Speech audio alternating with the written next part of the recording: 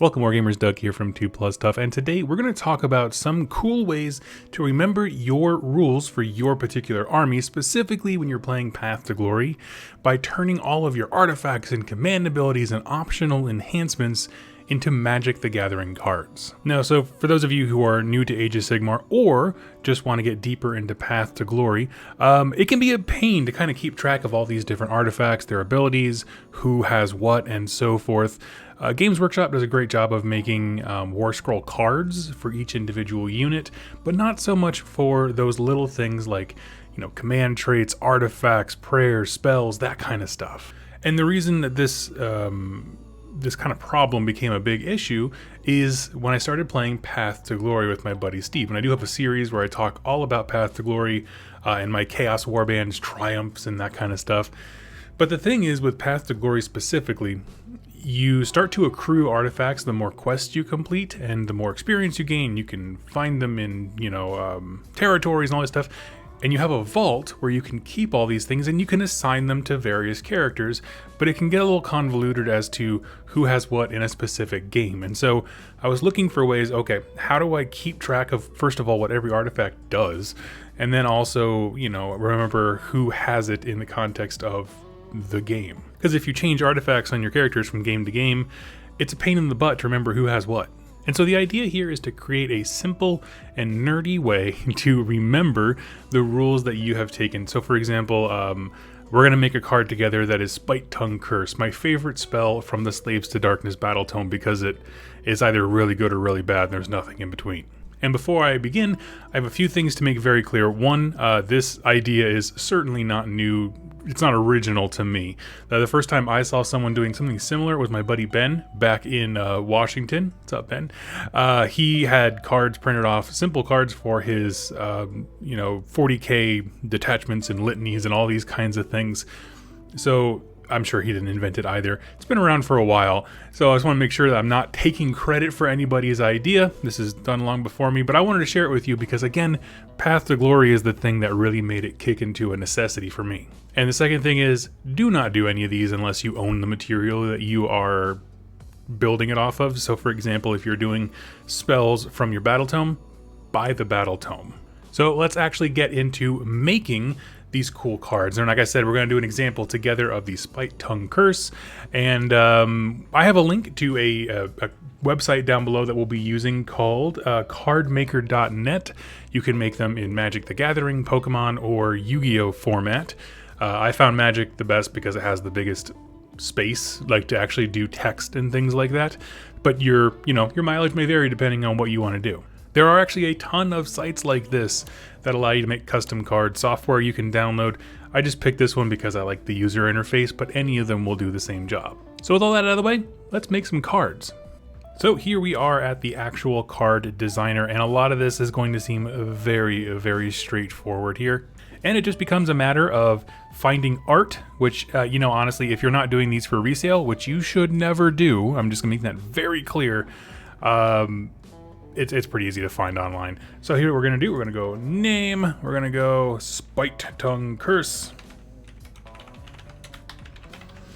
Now you guys get to watch me type at a 3rd grade level. Of course, it's your Magic the Gathering cards, so you can have all different kinds of colors. I'm gonna stick with the white just because it's easier on my printer. When you start doing too many colors, my printer acts all weird. For the mana cost, you don't have to do anything. Again, a lot of this information is strictly for Magic the Gathering cards. If you wanted to, for your spell, you could do whatever the cost of the spell is. Let's see. Yeah, so it's a casting value of 3. Let's throw that there, see what happens. For a picture, I already have one kind of already, and we'll go here. And subtype, we're going to ignore these things. This is the beautiful thing about this particular site, is all the stuff that you can leave blank. We're pretty much going to skip all these types and expansions and come right down here to abilities and flavor. And so now, with your battle tome next to you, we're going to write out the actual spell.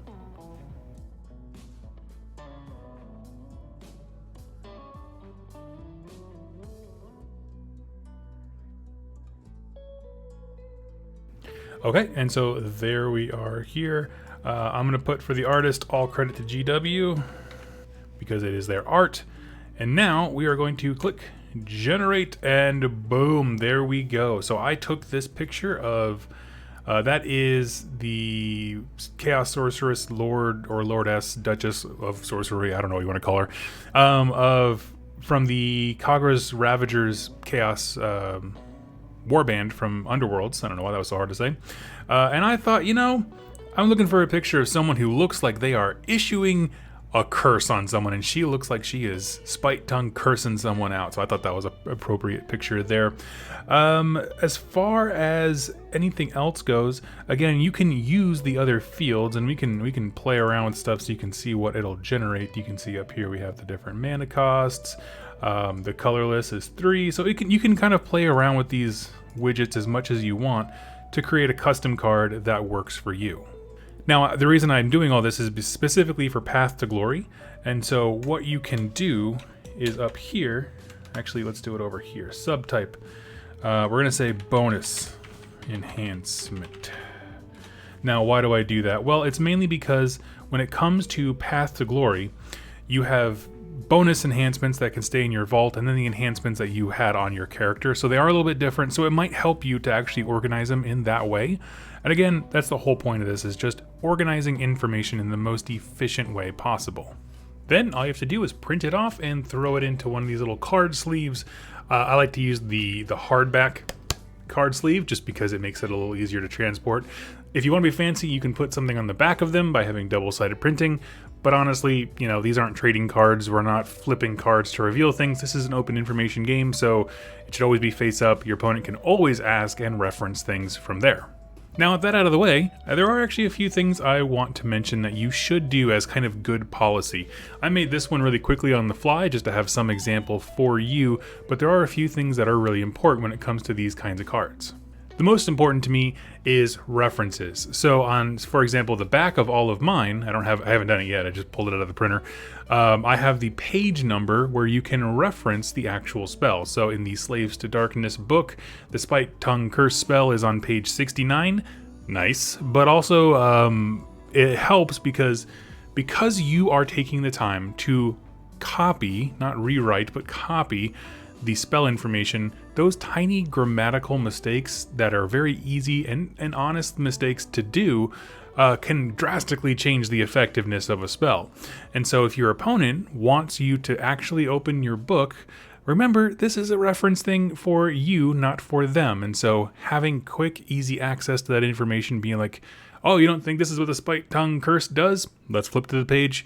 And just remember, it's totally cool if they question it. There's a lot of little, like I said, grammatical mistakes that can dramatically change the effects of spells. So I do always recommend you put the page number or some kind of reference thing so you can very quickly find it in your battle tome and just smooth anything over with any clarifications that need to happen. And that also goes hand in hand with my point that I made earlier, which is that you should only be making these cards for things that you have actually bought the product for. So if you go to game night and someone says, I don't think that's what Spite Tongue Curse does, and you don't have the battle tome handy, in my opinion, you shouldn't be using this. Not only because you didn't buy the product to, support your local game store or Games Workshop or the community, but also because if you cannot reference the actual printed official material to verify that what you put down on this card was correct, it's about as useful as like fan fiction or, creating your own custom spells and that kind of thing, because you don't have a solid reference point. Just saying trust me is not enough, because again, these are references for you, not for anybody else. Now let's talk about artwork. If you're curious, the best kind of resolution, the one that I could find for Magic the Gathering cards, because they're a little bit rectangular, is going to be 1050 pixels across, 750 pixels up. And so finding art is not that hard to do. I can show you the website that I do. It's called Pixlr, and it's very, very simple. Okay, so here we are at Pixlr. It's a website that I love to use for all kinds of image support. I'm going to create new.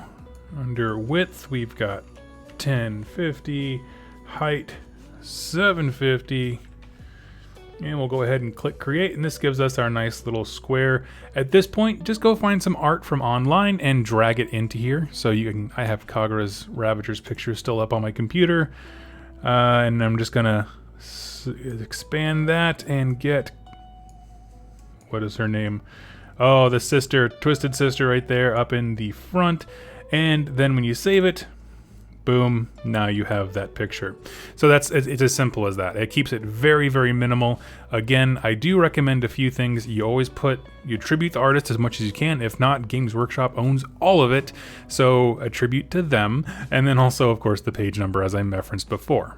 Now, why is something like this so fun? Well, remembering rules never looked so dang cool in terms of, I put my War Scroll out for my Chaos Sorcerer Lord. I have the curse thing next to him. All these kinds of things where you can have these cool little cards that kind of denote the abilities, especially when it comes to artifact weapons. If you do that, where it modifies an existing stat on the War Scroll, having this right there in front of you to be able to be like, add 2 Ren to this weapon or whatever the heck it is. You know what I mean? Like where you just put that on the top right by their War Scroll, which you can print for free offline from the GW website underneath the unit entries for Age of Sigmar models. All of them have the War Scrolls for free. Boom, plop one of these cards right in front of it. You have all the information now condensed into one tiny space for your units. And of course, when it comes to things like Paths of Glory, like I mentioned, with the Vault, and as new battle tomes come out, I'm sure new artifacts will be dropping as well, and endless spells, and all those things, you can have cards to represent them, and I like that quite a bit.